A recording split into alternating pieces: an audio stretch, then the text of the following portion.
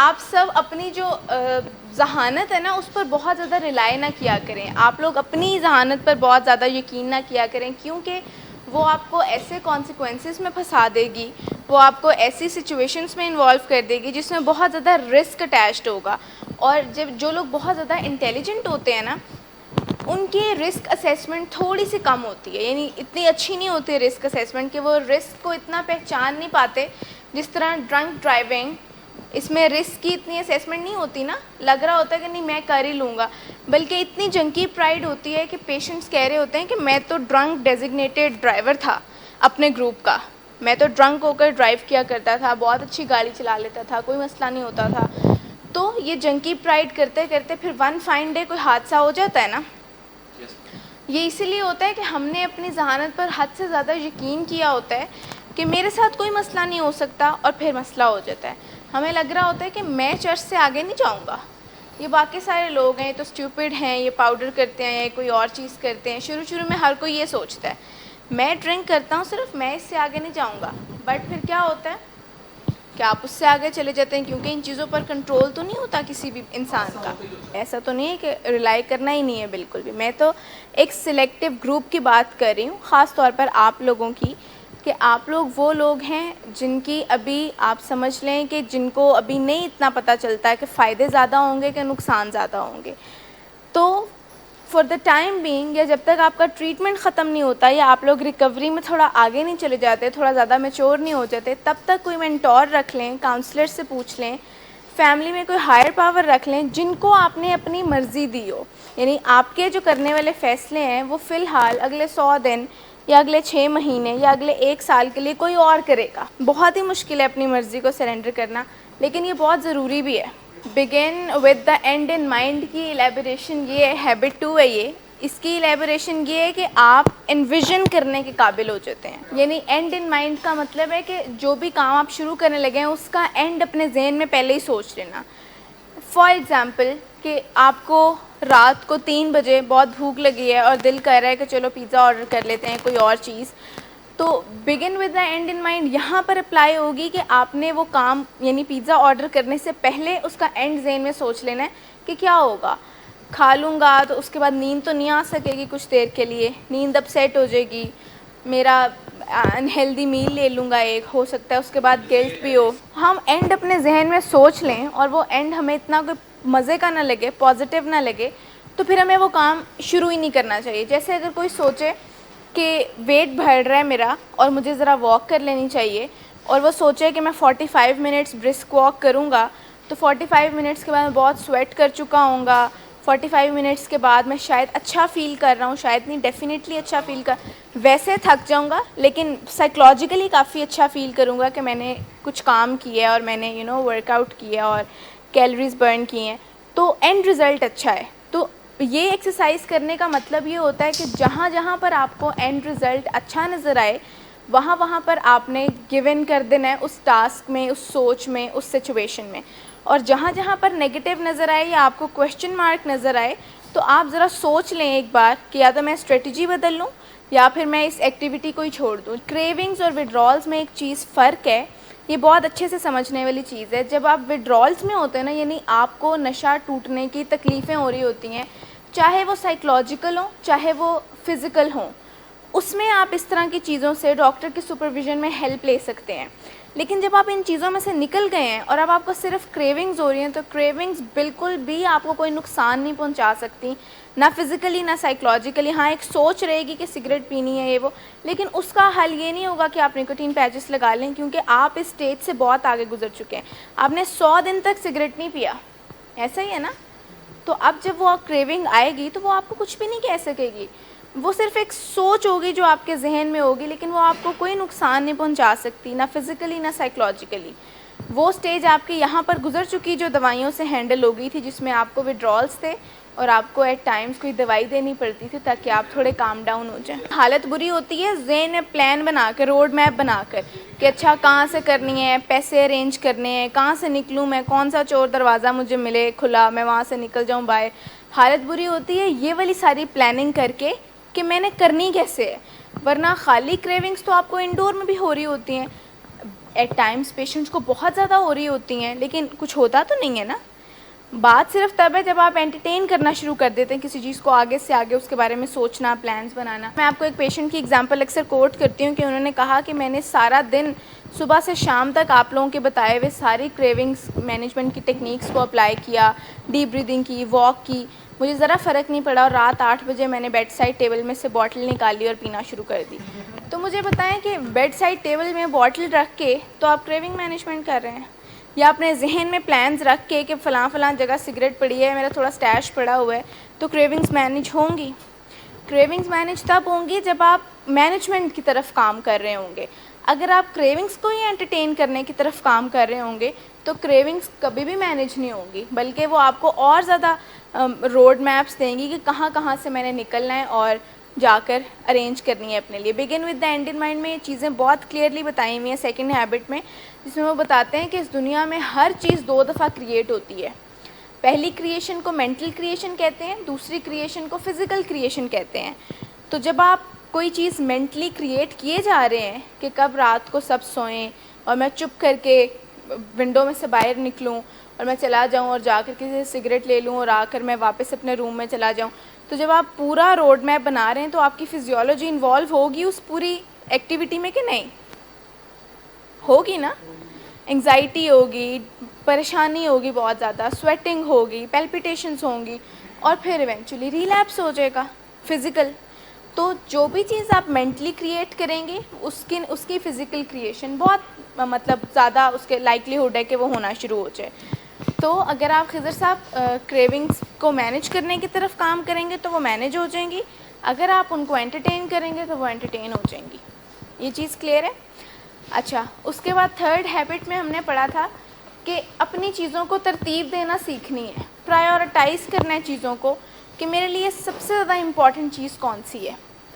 میری health important ہے, میری شادی امپورٹنٹ ہے, میری پڑھائی امپورٹنٹ ہے, میرے ریلیشن شپس امپورٹنٹ ہے, کیا چیز امپورٹنٹ ہے میرے لیے سب سے زیادہ. اب ہیلتھ امپورٹنٹ ہے تو پھر ہیلتھ کو پرائیورٹی پہ رکھ کر اس کی طرف کام کرنا بھی شروع کرنا ہے نا. یہ تو نہیں کرنا کہ امپورٹنٹ سب سے زیادہ ہیلتھ ہے کتابوں میں, اور کروں میں دوستوں کے ساتھ پارٹی بہت زیادہ, دوستوں کے لیے لڑائیاں ہو رہی ہیں گھر میں, دوستوں کے لیے پتہ نہیں کیا کیا ہو رہا ہے, اجازتیں مانگی جا رہی ہیں. تو آپ کے بیہیویئرز آپ کی سوچوں کے ساتھ کانگروئنس میں ہونے چاہیے. ایسا نہیں ہے کہ صرف کتابوں میں ہم لکھ دیں یا کہنے کی حد تک کہ میرے لیے ہیلتھ سب سے زیادہ امپورٹنٹ ہے, اور آپ کے بیہیویئرز کچھ اور ہی بتا رہے ہوں کہ آپ کے لیے تو ہینگ آؤٹ کرنا, آپ کے لیے تو سوشل میڈیا یوز کرنا سب سے زیادہ امپورٹنٹ ہے. اس کے بعد فورتھ ہیبٹ میں ہم نے سب سے پہلے سیکھا کہ ون ون سچویشن کو کیسے بنایا جاتا ہے. آپ کے لیے ون ون ہیبٹ سیکھنا اتنا امپورٹنٹ ہے کیونکہ آپ سب وہ لوگ ہیں جن کی فیملیز کے ساتھ کافی لڑائی سی ہوئی ہوتی ہے, یہاں سے آنے سے پہلے بھی, پھر یہاں پر آ کر بھی, پھر یہاں سے جانے کے بعد بھی ایٹ ٹائمس. پھر ہم نے ففتھ ہیبٹ پڑھی کہ پہلے سن سمجھ لینا چاہیے, اس کے بعد آگے مطلب اس چیز فردر کوئی ایکشن کرنا چاہیے یا کوئی اور اپنی رائے دینی چاہیے. ہم یہاں پر لسننگ ایئر پرووائڈ ہی نہیں کرتے کسی کو, سامنے والے کو خاص طور پر. ہماری کوشش یہ ہوتی ہے کہ سامنے والا بندہ جب تک بات کر رہے ہیں نا, ہم ذہن میں اپنا آنسر تیار کر رہے ہوتے ہیں. اس کے بعد ہم سکستھ ہیبٹ کی بات کرتے ہیں جس میں کہ وہ ٹیم ورک کو زیادہ پروموٹ کرتے ہیں کہ اکیلے کام کرنے سے بہتر ہے آپ گروپ سیٹنگ میں کام کریں, اور اگر آپ ٹیم ورک کے ساتھ کام کریں تو آپ کے ریزلٹس بہت زیادہ آ سکتے ہیں.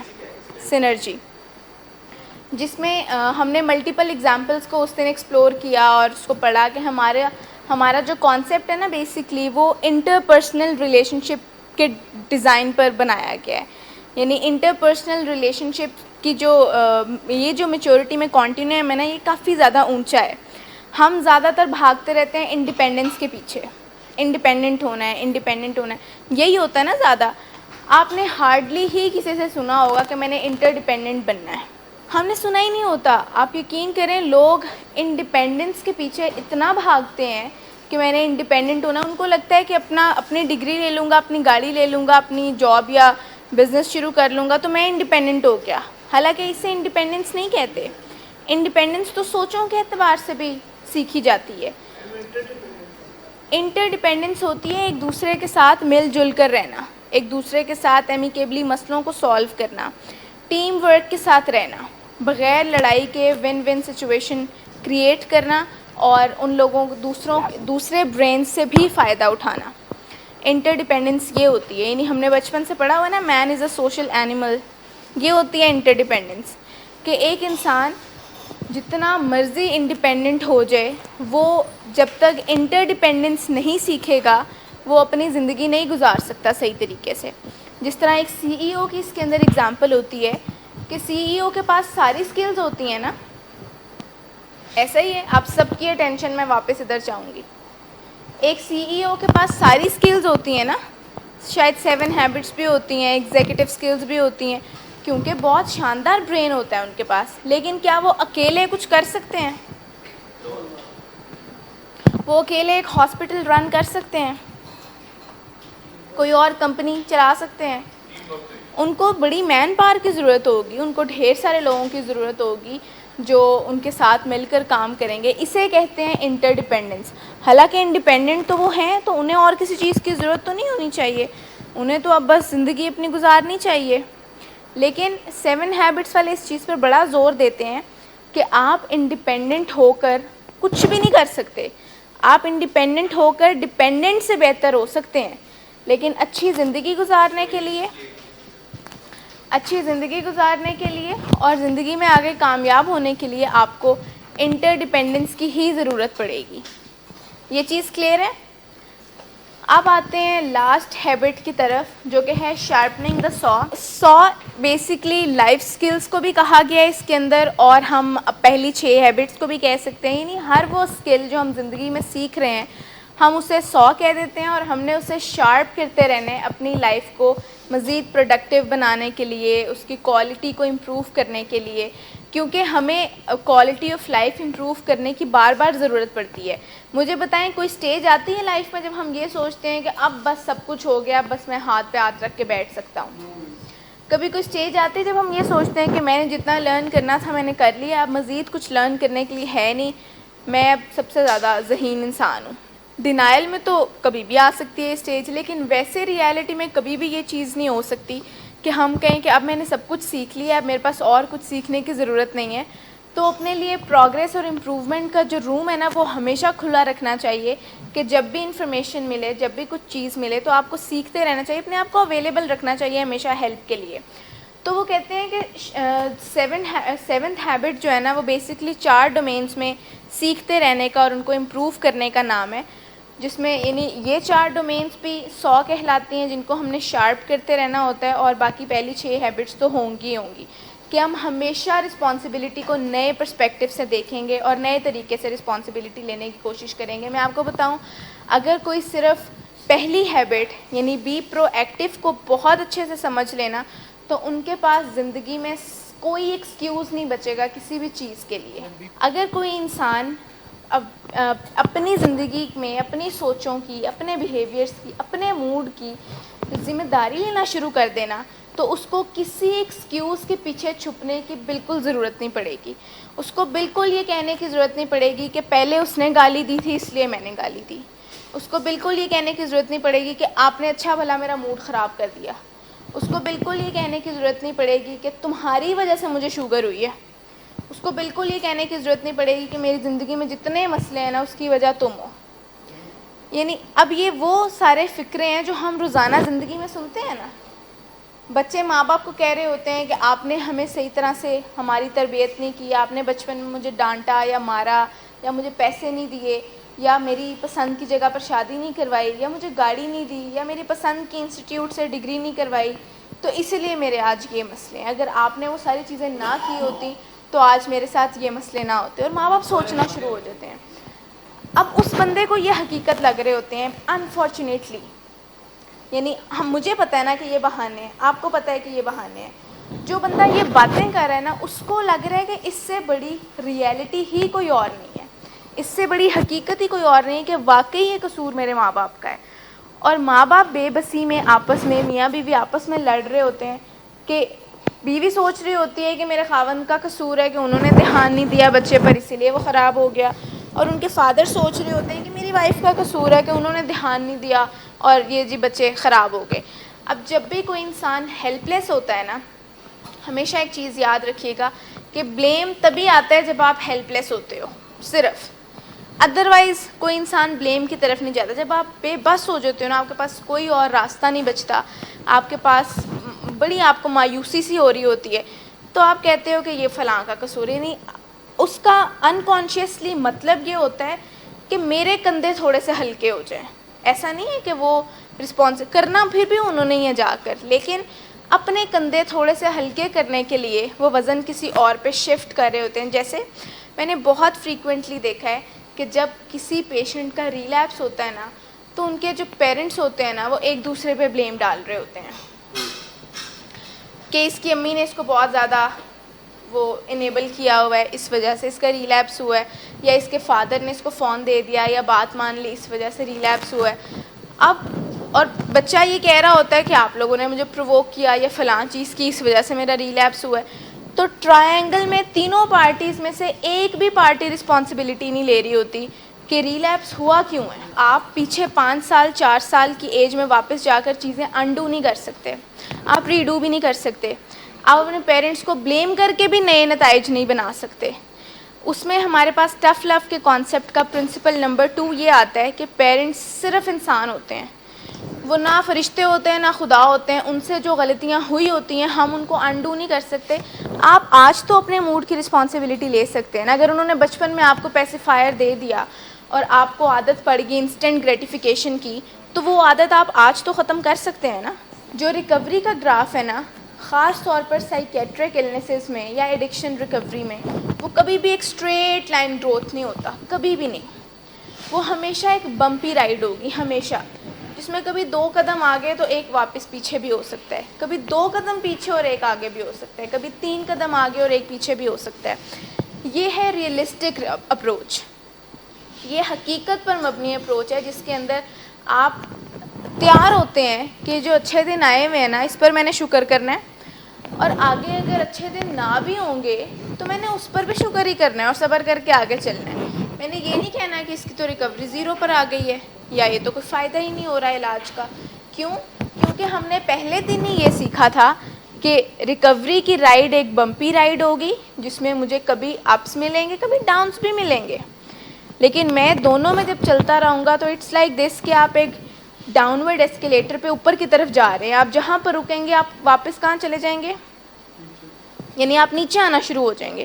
تو آپ کو اپنی ایفرٹس اور اپنی اسٹرگلس بالکل نہیں روکنی اور اس کی طرف کام کرتے رہنے. ایونچولی ہر ایک کو ریکوری ملتی ہی ملتی ہے, آپ کے ساتھ سال ایڈ ہوتے جاتے ہیں. آپ دیکھتے ہیں ہر سیٹرڈے کو یہاں پر 1 سال میڈل, 2 سال کا, 3 سال کا, 4 سال, پھر کرتے کرتے 15 سال, پھر 27 ایئرس کی ریکوری کا میڈل بھی ملا ہوا ہے. تو وہ ایسے ہی نہیں ملتے, وہ لوگ ایفرٹ کرتے رہتے ہیں اس طرف اور کانسٹینٹلی ایفرٹ کرتے ہیں. جہاں پر پرائیورٹی سے یعنی پہلے نمبر سے ریکوری نیچے آ جاتی ہے, وہاں پر سلپ ہونے کے چانسز بڑھنا شروع ہو جاتے ہیں. آپ کو یاد ہے وہ ایک پیشنٹ نے جن کی پتہ نہیں 15-16 سال کی ریکوری ہے, انہوں نے یہاں پر آ کر اسٹیج پر بتایا تھا کہ میری آنیسٹی یہ ہے کہ مجھے آج بھی کریونگز ہو جاتی ہیں. میں جب بھی کوئی مووی دیکھ رہا ہوتا ہوں اس میں الکوہول پور کر رہے ہوتے ہیں تو مجھے یادیں آ جاتی ہیں میرے پہلے کہ اچھا 15-20 سال پہلے یہ ہوا کرتا تھا میرے ساتھ. لیکن ان میں اتنی سی بھی شدت نہیں ہے کہ وہ مجھے میری سیٹ سے ہی ہلا سکیں. خیال ضرور آتا ہے کیونکہ ہمارا یہ ایک ایسا پروسیس ہے, ایسی کوئی چیز اس کو ہم اریز نہیں کر سکتے کیونکہ یہ بایولوجیکل سارا میتھڈ ہے. ہم اپنے مائنڈ میں سے کسی بھی چیز کو اریز نہیں کر سکتے چاہ کر بھی, یعنی فارگیٹ کرنا ہمارے اختیار میں نہیں ہے.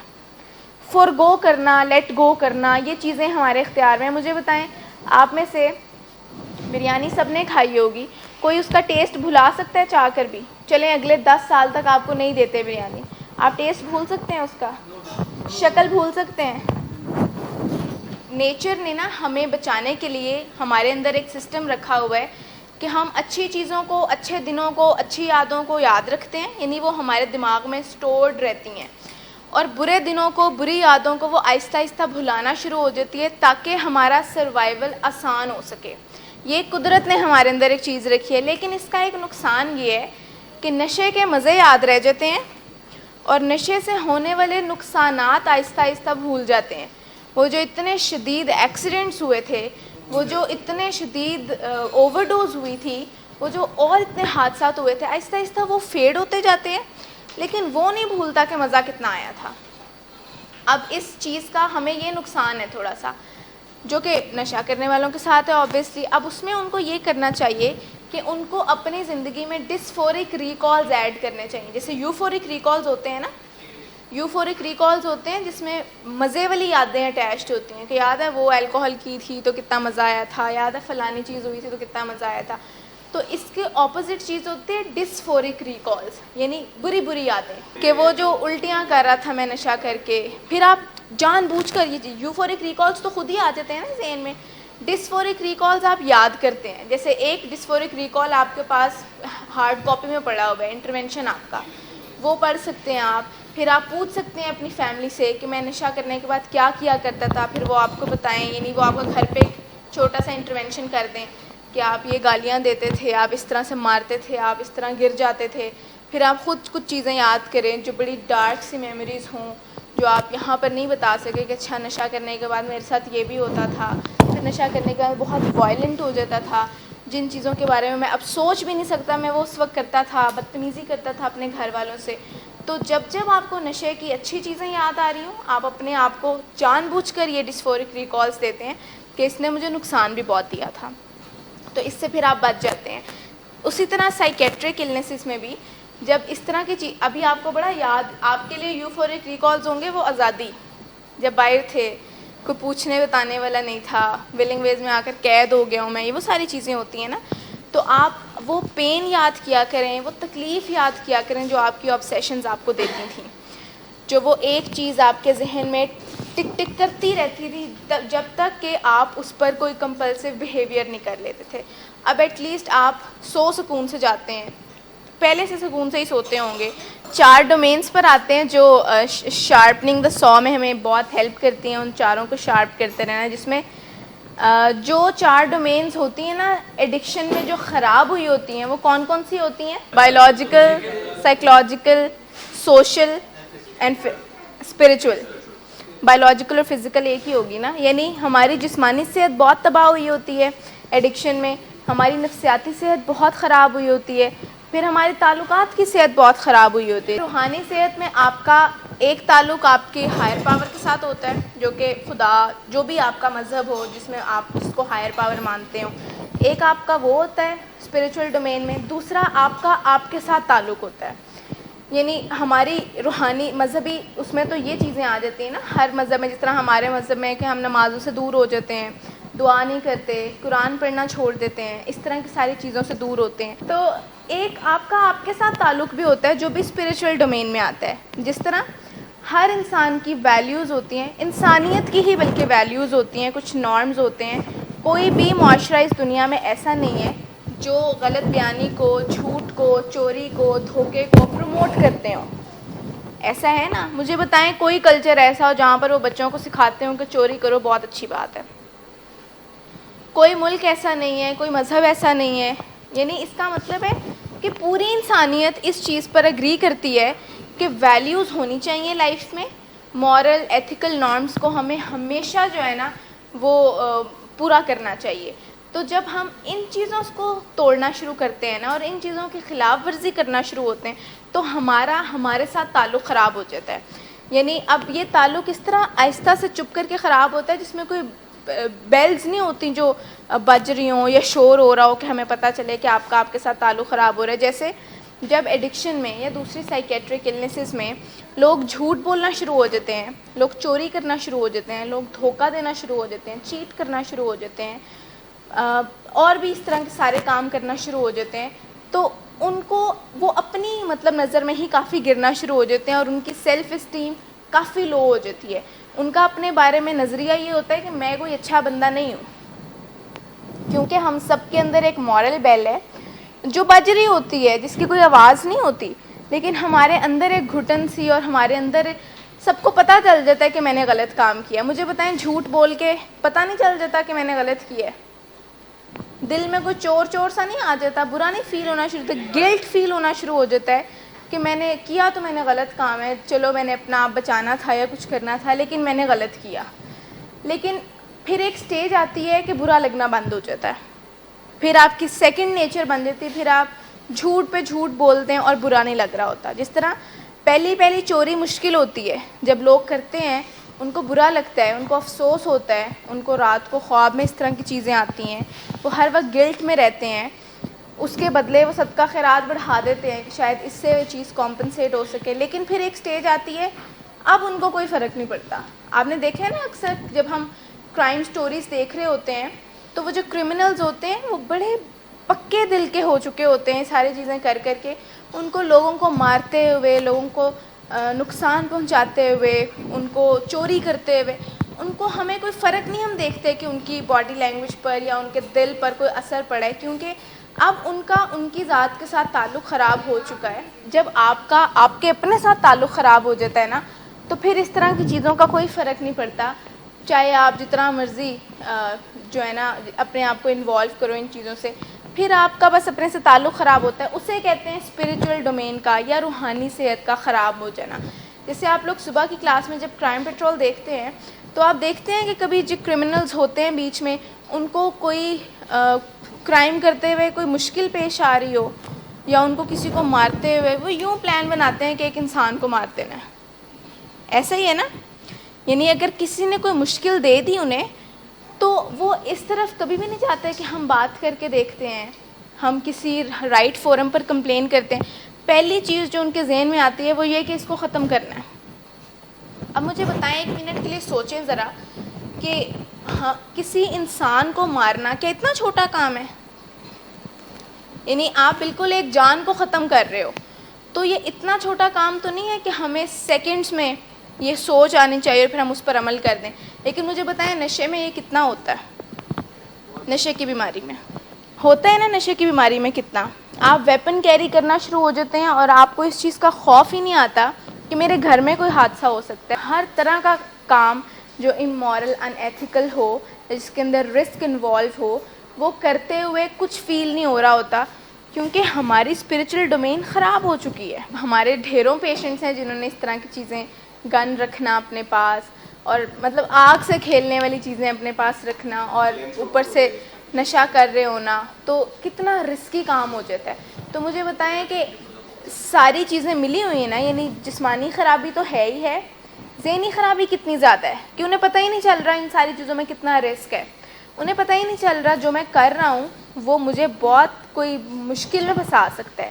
پھر تعلقات اتنے خراب کہ گھر والوں سے تو ایک گھر میں رہتے ہوئے کتنے دن ملاقات ہی نہیں ہوتی, اور جب ملاقات ہوتی ہے تب کوئی لڑائی ہوتی ہے, جب ملاقات ہوتی ہے تب کوئی گھر میں ہنگامہ ہوتا ہے, تب کوئی چیخیں ہوتی ہیں گھر میں, گالیاں ہوتی ہیں, اور پھر روحانی صحت کے ہمارے ساتھ بھی تعلق خراب ہو جاتا ہے. اب دبا کر جھوٹ بولے جا رہے ہیں, چوریاں کی جا رہی ہیں, سارے غلط کام کیے جا رہے ہیں, کیونکہ اب فرق ہی نہیں پڑ رہا, اب ہمارے اندر وہ آواز ہی نہیں آ رہی کہ آپ کچھ غلط کر رہے ہو. تو یہ چاروں ڈومینز جب خراب ہوتی ہیں تو ان چاروں ڈومینز کو ٹھیک کرنے سے ہی ریکوری ملتی ہے. اب جب کوئی انسان ٹریٹمنٹ کے لیے آتا ہے تو سب سے پہلے جو صحت ٹھیک ہو رہی ہوتی ہے ڈومین, وہ ہوتی ہے جسمانی صحت, یعنی فزیکل ہیلتھ سب سے پہلے بہتر ہو رہی ہوتی ہے کہ خوراک بہتر ہوتی ہے, دوائیاں ملنا شروع ہوتی ہیں, تو وہ پیشنٹ دنوں میں ہی تھوڑا بہتر نظر آنے لگ جاتے ہیں. جہاں گھر میں انہوں نے کھانا ہی بالکل چھوڑا ہوتا ہے یا کوئی ایک آدھا میل لے رہے ہوتے ہیں وہ بھی بہت انہیلدی, تو یہاں پر آنے کے بعد جب ان کو پراپر ڈائٹ ملتی ہے تو ان کی جسمانی صحت سب سے پہلے بہتر ہو رہی ہوتی ہے.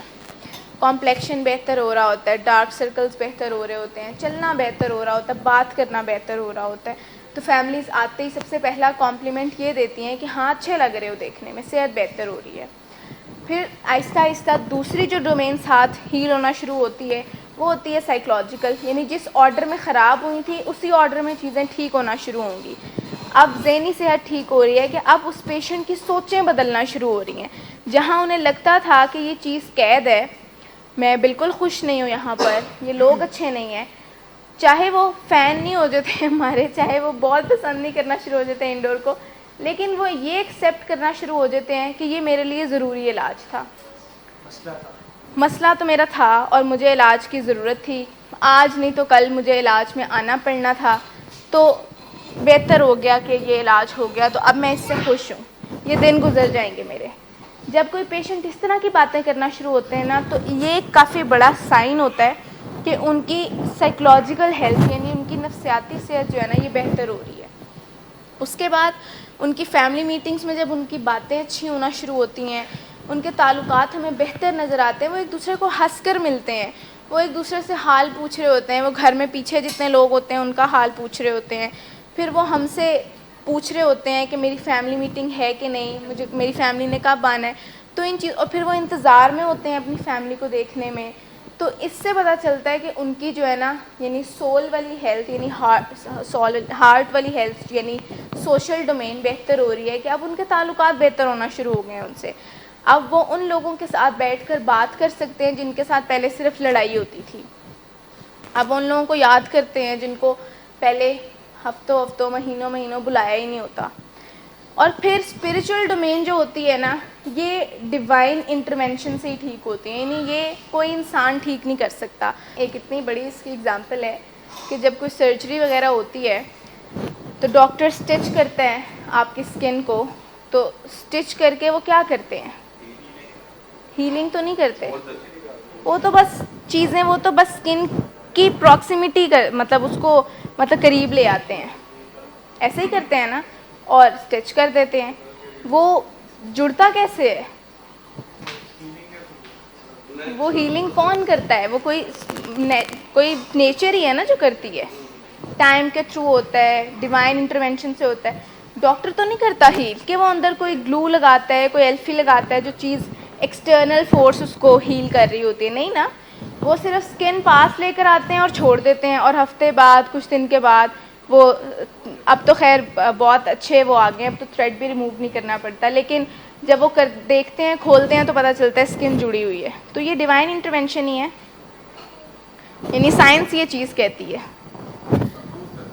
بالکل کرتی ہے. میں بات کر رہی تھی کہ جو اسپریچول ڈومین ہے نا, اس پر باہر سے اتنا کام نہیں کیا جا سکتا, اس پر ہم فورس نہیں زیادہ کر سکتے کسی کو.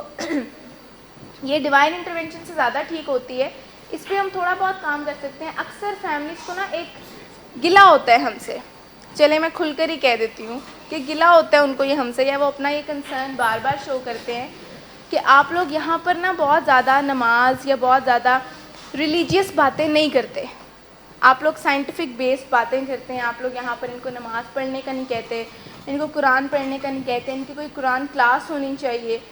تو اس کا ہم بار بار جواب فیملیز کو دیتے بھی رہیں. دیکھیں ہم اس چیز کے بالکل بھی خلاف بالکل بھی نہیں ہیں, نہ ہی ہم اس چیز سے روکتے ہیں, لیکن ایک ہیبٹ ہے جس کو ہر ایک کو اپنانا چاہیے کہ پٹ فرسٹ تھنگس فرسٹ, کہ جس چیز جو کام پہلے کرنے والا ہے نا وہ پہلے کرنا چاہیے. دیکھیں پیشنٹس جو نشہ کر کے آتے ہیں یا جو سائیکیٹرک النیسز میں آتے ہیں, ان کا ایمان بدلا ہوتا ہے, ان کا ایمان ہی خراب ہوتا ہے. یعنی ان کا ایمان ہوتا ہے کسی ایک چیز پر جو کہ ان کی پاکٹ میں یا ان کے ڈراور میں پڑی ہوئی ہے. ایک عام انسان ہوتا ہے, اس کو بہت زیادہ دکھ ہوتا ہے, بہت پریشانی ہوتی ہے, تو وہ اللہ کو یاد کرتا ہے, یا جو بھی اس کا خدا ہوتا ہے اس کو یاد کرتا ہے. بہت زیادہ خوشی ہوتی ہے تو بھی وہ سیلیبریشن میں اسے یاد کرتا ہے.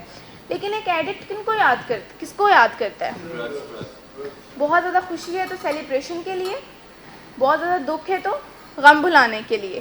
تو مجھے بتائیں جن کا ایمان ہی نہیں ہے, تو آپ ان کو آتے ہی ایسی چیزیں بتانا, سکھانا, پڑھانا شروع کریں تو کانفلکٹ نہیں آ جائے گا ہمارے اور ان کے درمیان. ایک بندہ سوچنے سمجھنے والی پوزیشن میں ہی نہیں ہے, تو ہم اس چیز پہ زیادہ فورس نہیں کرتے کسی کو. باقی سب اوپر جائے نماز ہر چیز بالکل اویلیبل ہے. کیا کچھ پیشنٹس پڑھتے نہیں ہیں خود سے, وہ پڑھتے ہیں, ان کو کبھی روکا نہیں جاتا. جو نہیں پڑھتے ان کو کہا نہیں جاتا, کیونکہ جب ان کو عقل سمجھ آئے گی اس چیز کی تو وہ بھی پڑھنا شروع کریں گے. تو اسپریچول ڈومین جو ہے نا یہ خود سے ہیل ہوتی ہے, یہ خود سے اندر سے ہیل ہوتی ہے. اس کو باہر سے ہم صرف 12 اسٹیپس کے تھرو تھوڑا آپ کو قریب لے کر جا سکتے ہیں روحانیت کے, لیکن جو مذہبی کام ہے وہ سارے لوگ خود کرتے ہیں, ہم پوش نہیں کرتے.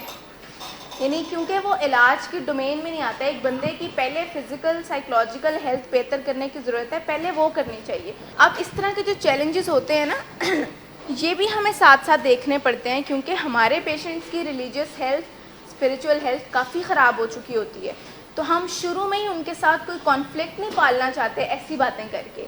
باقی پیرنٹس کی یہ بہت خواہش ہوتی ہے، لیکن ہم انہیں کہتے ہیں کہ اس کے لیے آپ کو تھوڑا سا صبر کرنا پڑے گا، تھوڑا انتظار کرنا پڑے گا کہ وہ ٹائم آئے گا جب پیشنٹس جو ہے نا یہ اس طرح ٹھیک ہونا شروع ہو جائیں گے. لیکن فوراً کسی کو پش نہیں کیا جا سکتا ایک ایسے بندے کو جن کی مینٹل ہیلتھ ٹھیک ہی نہیں ہے. پھر ایک اور بڑا اس طرح کا سوال ہوتا تھا کہ آپ یہاں پر نمازیں نہیں پڑھاتے. میں آپ کو بتاؤں 43 ایئرس سے یہ آرگنائزیشن چل رہی ہے نا، تو کافی چیزیں ٹرائل اینڈ ایرر کے پروسیس میں سے گزر چکی ہیں کہ انیشیٹ کیں، اس کے بعد وہ کام نہیں کیں، پھر ختم کیں، پھر کوئی اور. یہ ساری چیزیں جو آپ کے ذہن میں آتی ہیں کہ کوئی انڈور گیمز ہونی چاہیے، کوئی ایسی چیزیں ہونی چاہیے جس سے دل لگے، یہ ساری چیزیں ہو کے ختم ہو کر آبسلیٹ ہو چکی ہیں کہ اب مزید ہم نے تجربے نہیں کرنے. کیونکہ ہمارے پاس جو پیشنٹس آتے ہیں نا، وہ پیشنٹس ہوتے ہیں، وہ انسان ہوتے ہیں، وہ لیب ریٹس تو ہوتے نہیں کہ ہم ان پر ایکسپیریمنٹس کرتے رہیں اور پھر نئی فائنڈنگس کو جنریٹ کرتے رہیں. جہاں سے یہ علاج نکلا تھا نا، وہاں پہ جتنا بڑا انٹرٹینمنٹ کا فیکٹر تھا نا، اتنا ویسے کوئی بھی اور نہیں کر سکتا. اور وہاں پر بھی اس انٹرٹینمنٹ کے فیکٹر کو زنگ لگنے کے علاوہ کچھ بھی نہیں ہوا تھا. کوئی وہ ساری چیزیں یوٹیلائز نہیں کرتا تھا جو ان کے لیے بنائی گئی. اگر آپ لوگوں نے گھر میں کوئی کک رکھنا ہو اور انہیں صرف کھانا نہ بنانا آتا ہو، باقی وہ گانا بھی بہت اچھا گاتے ہوں، گٹار بھی بہت اچھا پلے کرتے ہوں، باسکٹ بال بھی بہت اچھی کھیلتے ہوں، اور بھی سارے کام کرتے ہو، صرف انہیں کھانا نہ بنانا آتا ہو، تو کام چل جائے گا؟ کوئی اور کک لائیں گے نا، کیونکہ آپ جس کام کے لیے آپ نے وہ رکھا تھا وہ مقصد پورا نہیں ہو رہا. تو اگر ہم علاج میں یہ سارے فیکٹرز ڈال دیں اور صرف علاج نہ ہو پا رہا ہو تو کام نہیں چلے گا. اور اگر علاج ہو رہا ہو، صحت اچھی ہو رہی ہو، تعلقات اچھے ہو رہے ہوں، مزہ نہ مل رہا ہو، نہ کارڈز رات کو مل رہے ہوں کھیلنے کے لیے، نہ روز میل مل رہا ہو پسند کا، تو کام چل جائے گا نا. تو میں سم اپ یہاں پر کروں گی کہ اپنی ان ساری سوچوں کو جو ادھر ادھر جاتی ہیں کہ فلاں چیز بھی ہونی چاہیے علاج میں، ایک اپنے آپ کو ریئلٹی چیک ضرور دیا کریں کہ میں آج اس علاج میں آیا ہوں، میرے ذہن میں اگر یہ چیزیں آ رہی ہیں تو مجھ سے پہلے ہزاروں لوگوں کے ذہن میں یہ چیزیں آئی بھی ہوں گی، ہو سکتا ہے یہاں پر یہ چیزیں اپلائی بھی کی گئی ہوں، بٹ انہوں نے ورک آؤٹ نہ کیا ہو تو یہ چیز نہیں ہو سکتی. کیونکہ ایسا تو نہیں ہے نا کہ 43 ایئرس سے ایک آرگنائزیشن چل رہی ہے اور وہ سیم ان رولز پر چل رہی ہے جو 43 ایئرس پہلے بنے تھے. ایسا تو نہیں ہو سکتا نا. تو اپنا دل علاج میں لے کر آیا کریں، ہمیں ریزلٹس مل رہے ہوں، ہمیں اور کچھ بھی نہیں چاہیے. باقی ساری انٹرٹینمنٹ ہم باہر جا کے کر لیں گے، یہاں سے اگر ہمیں صحت مل رہی ہے تو یہ بہت کافی ہے. گڈ آفٹر نون سر. گڈ آفٹر نون. سر ایک کلائنٹ بہت دیر سے آپ کا انتظار کر رہے ہیں. کیا تمہیں کس نے کہا تھا اپائنٹمنٹ دینے کو؟ سر کل شام آپ ہی نہیں تو کہا تھا. جھوٹ بولتی ہو تم. میں نے تمہیں کب کہا تھا؟ تم سب جھوٹ بولتے ہو مجھ سے. شراب نوشی کی وجہ کردار کی خرابی نہیں، موڈ کی خرابی ہے. شراب نوشی کبھی بھی نشے کی بیماری میں بدل سکتی ہے. نشے کی بیماری ہر سٹیج پر قابل علاج ہے. مدد حاصل کیجیے کیونکہ وہ ایسا نہیں کرے گا. ولنگ ویز سے مدد حاصل کیجیے، کہیں سے بھی مدد حاصل کیجیے، لیکن فوری مدد حاصل کیجیے. جس معجزے کے انتظار میں آپ نے بہت دیر کر دی، اب وہ دستک دے رہا ہے. مدد حاصل کیجیے، مدد حاصل کیجیے، مدد حاصل کیجیے.